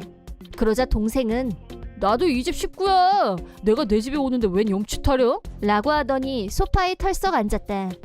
그러더니 곧 시선이 테이블 위에 있는 호화 여객선 투어 팸플릿으로 향했다. 어머, 이게 뭐야? 대박, 이거 가려고? 언제? 라며 급흥분. 나는 이미 예약 다 했고 며칠 날 부모님 모시고 셋이서만 갈 거니까 너랑은 상관없는 일이라고 단단히 못을 박았다. 그러자 지진아가 뭐야, 나만 왕따 시키겠다는 거야? 라고 급흥분하길래 네가 한 짓을 생각해봐. 우리가 너 때문에 얼마나 고생했는데. 너 다시 내 눈에 띄면 5천만 원 청구할 거니까 그렇게 알아? 돈 갚기 싫으면 두 번 다시 얼씬도 하지 마. 라고 경로. 헐, 개 무섭네. 다음번에는 언니 없는 날 골라서 올 테니까 걱정 마. 라고 툴툴거리면서 자기 집으로 돌아갔다. 나는 곧장 지진아 친구에게 연락해서 정보를 수집했다. 지진아는 지방으로 도망간 후 이 남자 저 남자한테 얹혀 살다가 유부남을 만났고 문제가 터지자 다시 돌아왔다는 걸 알아냈다. 중요한 건 한 번 당하지 두 번 당할 수는 없다는 것. 부모님께 사실 그대로 알린 후 비상체제에 돌입했다. 그로부터 2개월 후 지진아는 다시 찾아오지 않았고 가정의 평화가 유지됐다. 무사히 두 분의 환갑 기념여행 당일을 맞이하여 우리 셋은 예정대로 집을 나섰다. 목적지에 도착하자 지진아한테서 전화가. 할 수 없이 전화를 받았는데 언니가 예약한 호화 여객 투어 장난 아니야. 돈 내줘서 고마워. 라고 하길래 너무 깜짝 놀라서 우린 온천 여행 예약했는데? 라고 대답.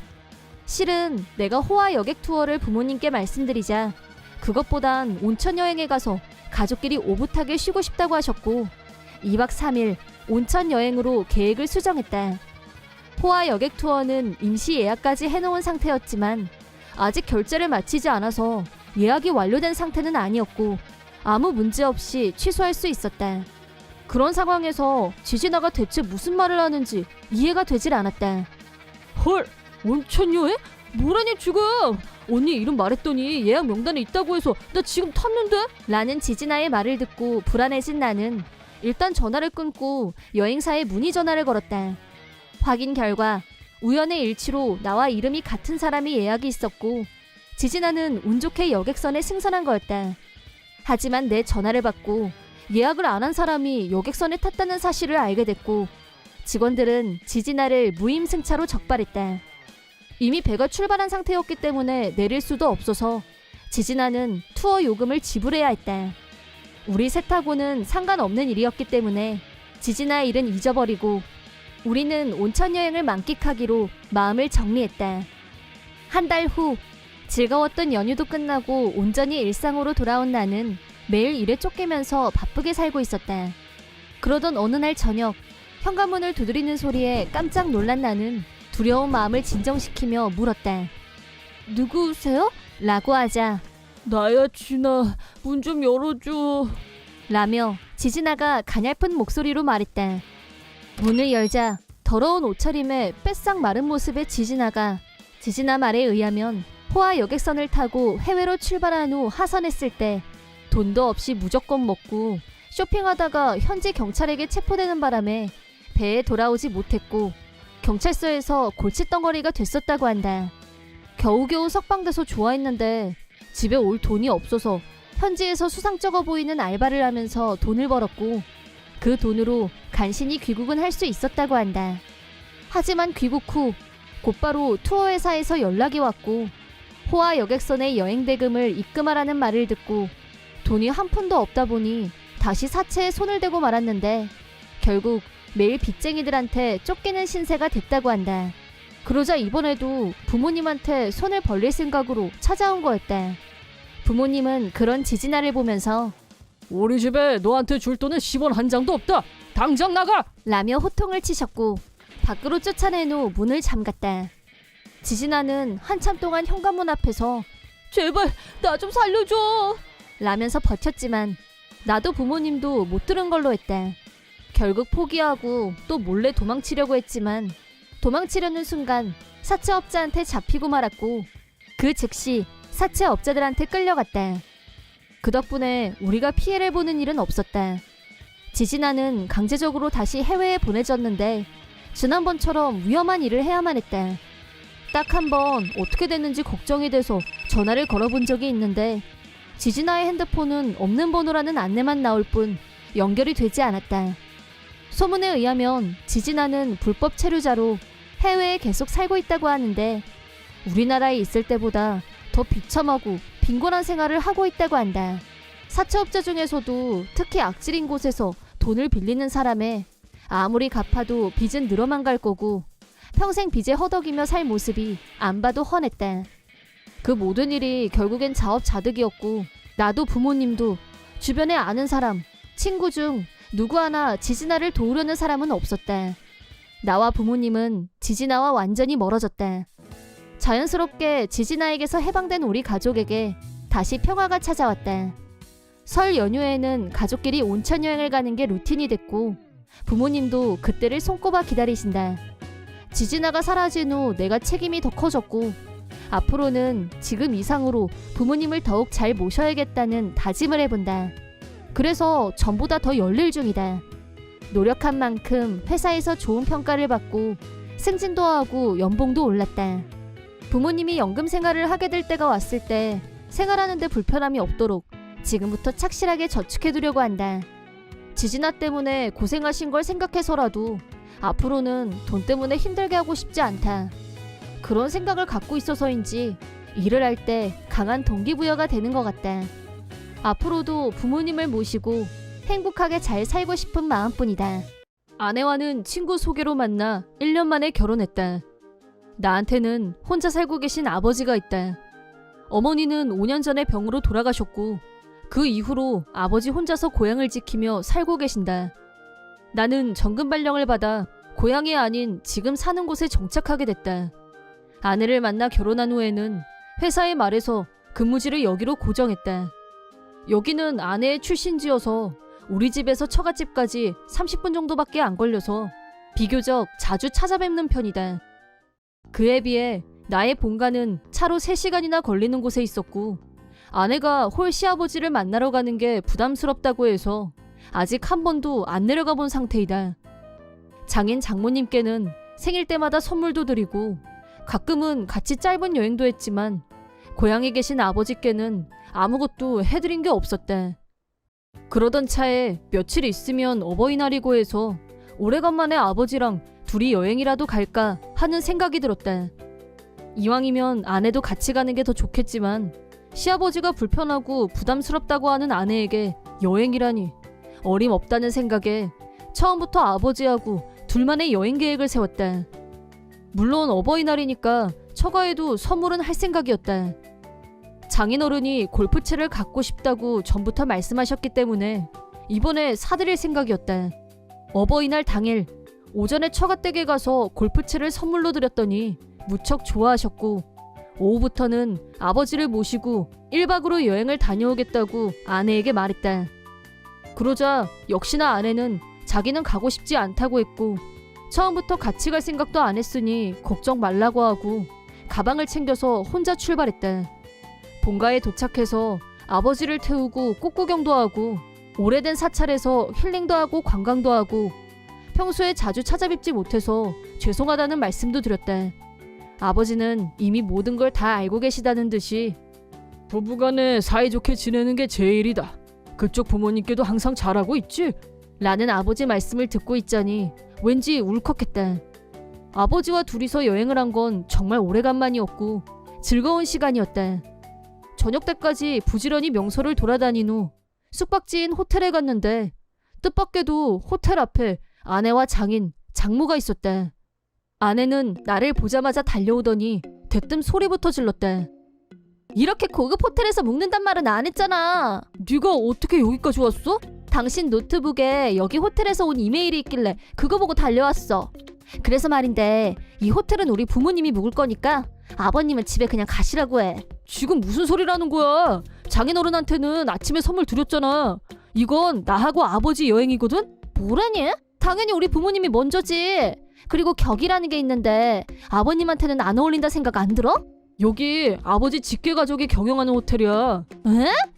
아내는 입이 떡 벌어져서는 호텔 전체를 눈으로 훑었다. 이 호텔은 이 지역에서 1, 2위를 다툴 정도로 유명한 고급 호텔이었고 스태프도 많고 찾아오는 고객들의 수준도 높았다. 이런 명성 있는 호텔이 아버지 직계 친척이 경영하고 있을 줄은 몰랐다면서 눈을 희번뜩거리며 진짜야? 라고 나한테 다시 확인했다. 이런 얘기를 굳이 거짓말할 사람이 있을까 싶다. 아버지는 집안의 차남으로 태어났고 장남이자 아직도 독신이신 큰아버지가 할아버지와 호텔을 경영하고 계신다. 아버지는 항상 자신은 경영에 소질이 없다고 말씀하셨지만 아버지 역시 큰아버지나 할아버지를 닮아서 두뇌가 명석하셨고 큰아버지가 아버지한테 의견을 들으러 오신 적도 많았다. 이 호텔이 우리 집안에서 경영한다는 걸 알게 된 장인 장모는 갑자기 눈이 반짝반짝 빛나기 시작했다. 생각지도 못했던 든든한 배경이 있다는 걸 알게 된 순간 어떤 욕망이 꿈틀댔던 게 아닌가 싶다. 로비에서 해프닝이 벌어진 사이 체크인 시간이 다가오자 우리가 올 걸 예상하고 큰아버지가 로비로 나오셨고 우리를 보더니 활짝 웃으며 다가오셨다. 오늘아 수고했어. 제일 좋은 방으로 잡아놨다. 큰아버지가 나와 아버지한테 말을 걸어오자 아내가 그 틈을 비집고 들어오려고 했다. 나는 재빠르게 그 앞을 가로막고 아버지와 큰아버지께 먼저 올라가 계시라고 말씀드렸다. 큰아버지는 아내와 직접 만난 적이 없었기 때문에 내가 먼저 가시라고 하자 두 분은 에스컬레이터를 타고 올라가셨다. 그러자 아내가 갑자기 돌변해서 너 뭐니? 이렇게 중요한 얘기 그동안 왜 안 했어? 자기랑 결혼하길 정말 잘한 것 같아. 라고 말했다. 그 말이 끝나기가 무섭게 장인이 말은 뭐해? 그리고 이왕 우리도 여기까지 왔는데 그냥 가기 섭섭하니까 사돈하고 술이라도 한잔 했으면 하는데 어떤가? 또 우리가 남도 아니고 다 같은 가족인데 좋은 방 잡아줄 수 있지? 라고 들이댔지만 나는 가볍게 무시했다. 우리 아버지를 깔보고 함부로 대한 사람들한테는 술도 호텔도 아깝다고 거절했다. 그러자 개그를 다큐로 받고 그러나? 아깐 농담한 거잖아. 라고 장인이 둘러대자 아내와 장모가 맞장구를 쳤다. 불과 몇 분 전까지만 해도 아버지를 개 무시하던 사람들이 더구나 아내는 자기 부모들밖에 안중에 없었으면서 갑자기 뭔 수작인지. 아버지는 부부 원만이 최우선이라고 하셨지만 이런 여자와 계속 부부로 지낸다는 건 어림없는 소리란 생각이 들었다. 돈에 환장한 장인 장모도 마찬가지였고 할아버지가 이미 연로하셨기 때문에 큰아버지는 오래전부터 아버지한테 경영에 참여해달라는 부탁을 하셨었다. 분명한 건 호텔은 어디까지나 할아버지, 할머니, 큰아버지 그리고 아버지가 이뤄낸 성과였고 장래에 큰아버지가 자신의 재산을 사회에 환원한다고 한다면 그 뜻을 받드는 게 마땅하다고 생각했다. 거기에 내 지분은 없으니까. 하지만 아내와 장인, 장모가 이 호텔을 이미 자기들 것처럼 생각하고 있는 모습을 보고 있자니 역겹고 불편하기 짝이 없었다. 아내는 내가 이 호텔의 경영주의 손자라는 걸 등에 업고 호텔 스태프에게 가더니 스위트룸을 준비해달라는 분에 넘치는 요구를 했다. 나는 경비원을 불러서 장인 장모까지 세 사람을 모두 밖으로 쫓아버렸다.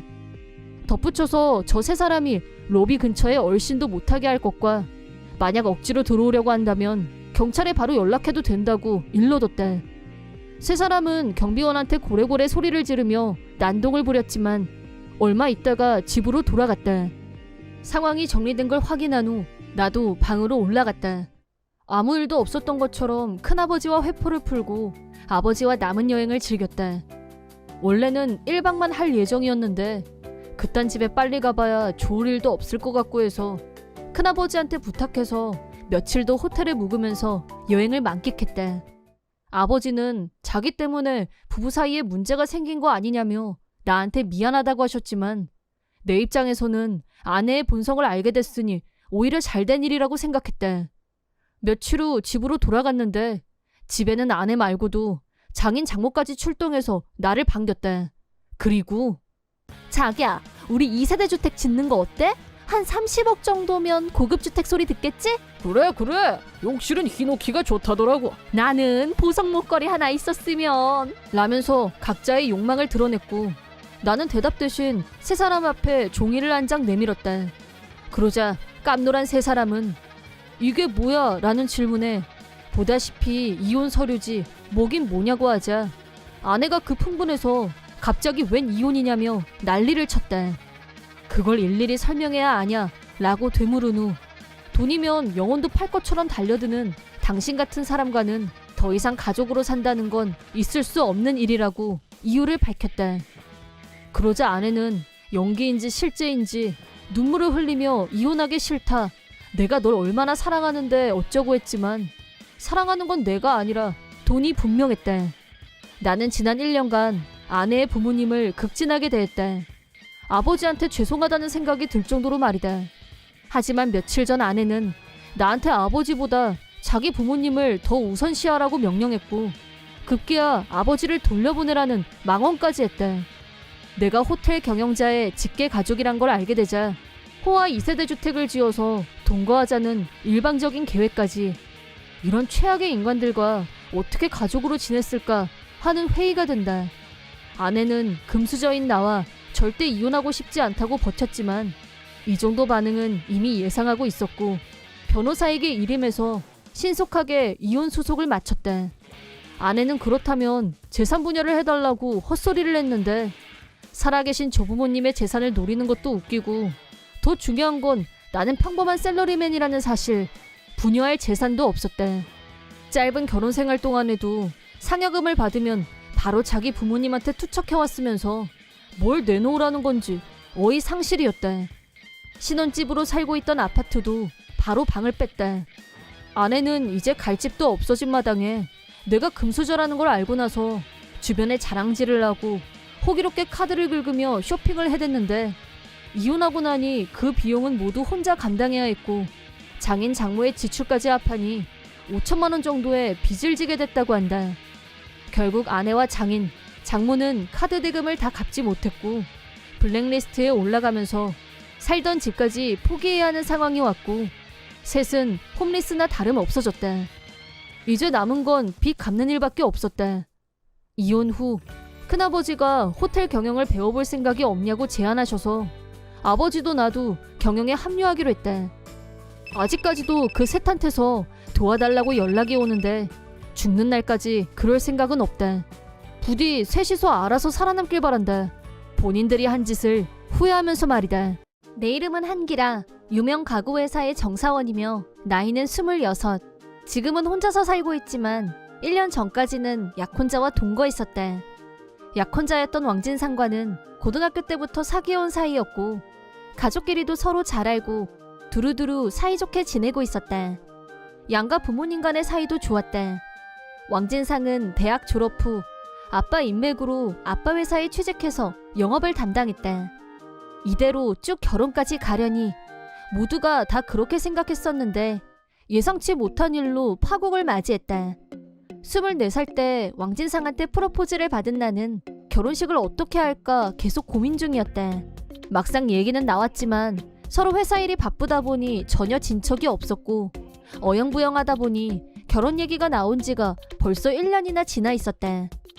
더 미루지 말고 본격적으로 날짜도 잡고 구체적으로 계획을 짜야겠다고 생각하고 있었는데 왕진상이 갑자기 할 말이 있어 라고 했다. 표정이 어두워진 왕진상은 우리 헤어지자 라고 폭탄 선언을 했다.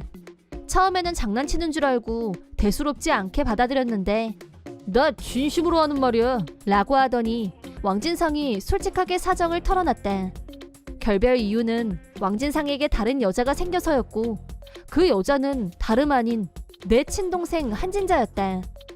그 말을 듣는 순간 눈앞이 캄캄해진다 라는 말에 진정한 의미를 알게 됐다. 한진자는 나보다 2살 아래였고 어려서부터 예쁘다는 말을 들으면서 공주처럼 자랐다. 성인이 된 후에도 그 영향을 받았는지 진자는 자기가 남보다 특별하다는 착각에 빠져 있었다. 어린아이처럼 자기 마음대로 되지 않으면 때를 써서라도 상대를 바꿔놨고 자기가 첫 번째가 아니면 절대 용납을 못하는 이기적인 성격 끝판왕에 고딩 때부터는 남의 남친을 뺏는 걸 재미로 아는 악녀가 되어 있었다. 그런 성격이다 보니 고딩 때부터 모두의 비호감이었고 친구가 단 한 명도 없었다. 하지만 진자는 그런 것 따위는 전혀 개의치 않았다. 마치 쇼핑하듯이 이 남자에서 저 남자로 갈아타는 게 일이었다. 사회인이 된 후로는 돈 많은 남자만 골라서 사귀었는데 물론 실증나면 금세 차버리고 돌아섰다. 1년 정도 진자에게 속아서 버림받게 된 재벌 2세가 진자에게 줬던 보조 열쇠를 돌려달라면서 우리 집까지 직접 찾아왔던 적이 있었다. 그때 그 남자한테 나하고 부모님이 정말 미안하다고 진심으로 사과했고 그 남자는 우리를 봐서 용서하겠다고 했다. 내가 왕진상과 사귐으로 진자가 왕진상한테도 꼬리를 치는 듯한 인상을 받은 적이 있었는데 그런 유혹에 흔들릴 사람이 아니라고 굳게 믿고 있었다. 그런데 결혼을 바로 앞에 둔 시점에 진자와 바람이 나다니 이런 배신은 생각조차 하지 못했던 일이었다. 충격은 이루 말로 다 할 수 없었고 한동안 누워만 있었다. 왕진상은 나한테 헤어지자고 한 후 자기 짐을 챙겨서 나하고 동거하고 있던 아파트에서 나가버렸고 그 뒤로 연락이 되질 않았다. 매일 울면서 지내고 있던 내 앞에 진자가 나타난 건 파혼하고 일주일이 지나서였다. 나는 움직일 힘도 없었고 몇 날 며칠을 이불 속에서 누워만 있었는데 갑자기 초인종이 울렸다. 왕진상이 돌아왔나 싶어서 벌떡 일어나 문을 열었는데 문 앞에는 진자의 얼굴에는 미안함이 1도 없었다. 오빠가 깜빡한 물건이 있다고 해서 가지러 왔어 라면서 웃었다. 그 순간 나는 진자를 신나게 두들겨 패고 싶어졌지만 이성의 힘으로 억눌렀다. 언니 약혼자를 뺏어? 네가 인간이니? 라고 하자 진자는 어쩌겠어. 내가 언니보다 더 예뻐서 그런걸. 죄라면 내 미모가 죄지. 남자들이 나만 보잖아? 라고 했다. 그러더니 묻지도 않았는데 왕진상과 어떻게 친해졌는지 떠들기 시작했다. 왕진상이 우리 부모님께 결혼 승낙을 받으러 왔던 날 두 사람은 연락처를 주고받았고 그때부터 진자가 몇 번 유혹하자 왕진상도 순순히 둘이서만 만나는데 동의. 진자는 이제 됐다 싶어서 왕진상을 과감하게 호텔로 유인하는 데 성공. 그걸 계기로 왕진상도 진자에게 푹 빠지면서 나하고 헤어지기로 결심했단 거였다. 거기까지 듣는 것도 고문이었고 도저히 참을 수가 없어서 진자를 있는 힘을 다해 문 밖으로 내쫓았다. 그리고 진자와 왕진상의 연락처를 차단하고 다시는 상종하지 않기로 다짐했다. 그러고 나니 두 인간 때문에 누워만 있기엔 내 인생이 너무 아깝다는 생각이 들었다. 다음 날부터 다시 출근도 하고 내 일상을 되찾았다. 부모님께는 모든 사실과 함께 왕진상과는 완전히 끝났다고 말씀드렸다. 부모님은 진자와 왕진상에게 분노하셨고 당장 불러서 혼을 내겠다고 하셨다. 하지만 나는 그럴 필요 없다고 했다. 이유는 이제 두 인간은 나하고 전혀 상관없는 사람들이었고 우리 집에 그 두 사람이 들어오는 것조차도 싫었기 때문이다.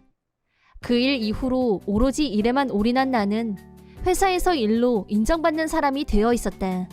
파혼 후 1년이 지나자 상처도 아물고 오히려 나 자신을 위해 더 충실하게 시간을 보내고 있었다. 그러던 어느 날 연락이 끊어졌던 진자가 갑자기 회사 앞으로 날 찾아왔다. 왕진상과 끝낸 후 내가 바로 이사를 하면서 새 주소를 알려주지 않았기 때문에 어쩔 수 없이 회사로 찾아왔다고 변명했다. 진자는 회사에서 나오는 나를 보더니 달려왔고 대뜸 나 오빠랑 결혼하기로 했어. 우리 엄청 비싼 호텔에서 결혼식 할 거니까 언니 꼭 와? 라고 했다. 그런 얘기를 나한테 하려고 일부러 찾아오는 저 뻔뻔함. 결혼식은 알아서 하고 앞으로 이런 식으로 회사로 찾아오지 마. 불편해. 라고 선을 그었다. 그러자 진자는 뭐야 그 태도 아직도 미련 있는 거임? 완전 티나. 라며 나를 가지고 놀았다. 무시하고 그냥 가려는데 진자가 다시 집에 갔는데 문도 잠기고 안에 아무도 없어서 할 수 없이 여기로 온 거거든? 언니가 나 대신 부모님하고 친척들한테 연락 좀 해줘. 청첩장은 다음 주에 보낼 거니까. 라고 떠들었다. 한술 더 떠서 친척들은 내 결혼식에 축의금 300만 원으로 통일인 거 알지? 언니는 1000만 원 가져와도 내가 다 받아줄게. 라고 하길래 너한테 가족이며 친척이 있어? 라고 차갑게 물었다. 뭐래? 나한테는 아빠, 엄마, 언니까지 있는 거 몰라서 묻나? 그리고 우리가 친척은 또 좀 많아? 라고 하길래 내가 그래 좋아. 그 사람들한테 축의금 챙기라고 하면 되는 거지? 라고 하자 진자는 만족스러운 표정으로 돌아갔다. 그리고 다가온 진자의 결혼식 날. 일이 있어서 부모님 댁에 왔고 거실에서 부모님과 얘기를 하고 있는데 밖에서 진자의 목소리가 들렸다. 안에 있는 거 다 알아. 언니 차 있는 거 다 봤거든? 빨리 문 열어! 라고 진자가 소리쳤다. 할 수 없이 부모님과 내가 밖으로 나가자 진자가 오늘 내 결혼식이잖아. 근데 이러고 있으면 어떡해? 라고 흥분했다. 그러자 아빠가 마침 잘 왔다. 왕진상에 대해서 해줄 말이 있었는데 그 녀석 이달 말에 좌천될 거야. 이미 결정 났다. 라고 전했다. 진자는 에? 하더니 눈을 동그랗게 떴다. 이어서 엄마가 뭐? 축의금을 300만 원으로 통일해? 누가 남의 결혼식에 그런 거금을 내니? 더구나 아무 상관없는 남의 결혼식에 가는 사람도 있다니? 라고 일갈. 아무 상관없는 남이라니? 내가 남이야? 진짜 말이 너무 심한 거 아니냐고! 라고 하면서 눈물바람을 일으키는 진자에게 아빠가 자기 가족 가슴에 대못 받고 배신하는 인간은 내 딸로 인정 못한다! 라고 확실하게 선을 그었다. 진자는 축의금 없으면 결혼식 비용 못 낸단 말이야. 다 해서 8천만 원이나 내야 된다고. 라면서 펑펑 울었다. 그러더니 나한테 대고 언니가 잎사게 친척들한테 내가 약혼자 뺏어갔네 어쩌네 하니까 이렇게 된 거잖아. 내가 언니보다 잘 되니까 부러워서 그러는 거 다 알거든? 라고 망언을 하길래 나는 한 가지 사실을 알려주기로 했다. 실은 왕진상과 헤어지고 얼마 안 가서 진자의 전남친이었던 재벌 2세와 술자리에서 우연히 재회하게 됐는데 그때 진자한테 당한 일을 말하면서 너무 힘들다고 하자 열심히 내 얘기를 들어주고 위로도 해줬다. 그걸 계기로 우리는 사귀는 사이로 발전했고 마침 오늘 새 남친을 부모님께 소개하기 위해서 와 있었다. 진자한테 그 사실을 알려준 후 거실에서 남친을 데리고 나오자 말도 안 돼! 이게 가능해? 라면서 급 놀란 표정이었다. 그러거나 말거나 부모님이 진자를 억지로 내보내자 최악이야! 축의금이라도 달라고! 라고 소리치다가 울면서 돌아갔다. 그 후 왕진상과 진자는 초호화스러운 결혼식 비용을 지불하지 못했고 신혼여행마저 취소했지만 빚을 지고 신혼을 시작. 알고 보니 진자는 처음부터 언젠가는 왕진상을 뺏어오겠다고 결심하고 있었다. 부자도 아닌 왕진상은 그저 뺏는 게 목적이었고 실행에 옮긴 거였다. 원래부터 돈이 없었던 왕진상이 좌천까지 당하자 수입도 줄고 좌천당해서 지방으로 왔다는 비웃음을 받았다. 혼자서 서울에서 살 능력도 안 되는 진자도 어쩔 수 없이 지방으로 따라갔다. 친척들한테도 철저하게 외면받게 된 진자는 기댈 언덕이라고는 없었고 빚을 갚기 위해 부부가 같이 퇴근 후에도 알바를 해야 하는 신세가 됐다. 그러다 보니 신혼도 없고 같이 있는 시간도 없고 사이가 벌어진 건 당연한 결과. 그렇다고 해도 빚 때문에 별거 할 돈도 없었다. 그저 매일 싸우면서 같이 살고 있다고 한다. 한편 나는 진자와 완전히 손절한 후 남친에게 프로포즈를 받았고 곧 결혼을 앞두고 있다. 왕진상과 비교가 안 되게 금수저에 인성까지 갖춘 좋은 남자와 결혼하게 된 나는 비로소 과거의 상처에서 완전히 빠져나온 기분이다. 이 남자라면 절대 한진자에게 2번 당할 일은 없을 거라고 생각하지만 만에 하나의 경우를 생각해서 2번 다시 진자와 얽히는 일은 없어야 한다고 조심하고 있다. 우리는 둘이서만 사는 아이 없는 부부이다. 맞벌이 부부로 일하고 있고 아주 여유 있는 건 아니지만 특별히 어려움은 없는 편이다. 하지만 시어머니는 내가 애를 못 낳는다고 생각하고 있었고 그게 불만이었다. 항상 나한테 대고 넌 어떻게 된 게 애 하나도 못 낳니? 쓸모없는 게 며느리로 들어와서 라며 욕을 했다. 하지만 일부러 안 낳는 것도 아니었고 임신 때문에 조바심이 나는 건 나도 마찬가지였다. 남편한테 여러 번 같이 가서 검사를 받아보자고 했지만 난 부끄럽게 어디 그런 짓을 하냐며 정색했고 완강한 반대 입장이었다. 어느 쪽에 문제가 있는지 불확실한 상황에서 일방적으로 나를 욕하는 시어머니의 태도는 견디기 힘든 스트레스였다. 더구나 남편은 시어머니의 폭언을 옆에서 보면서도 전혀 나를 보호할 생각이 없었다. 귀찮다는 듯이 그냥 떠들게 내버려두라는 식이었고 내가 받은 상처에는 관심이 없었다. 그런 일이 반복되면서 항상 기분이 우울했고 남편과의 관계에 대해 고민하기 시작했을 무렵 남편의 태도가 차갑게 변한 느낌이 들었다. 휴일에 혼자 나가는 날도 확연히 많아졌고 내가 친정 부모님을 보러 같이 가자고 하면 너 혼자 가면 되지 않냐며 퉁명스럽게 말했다.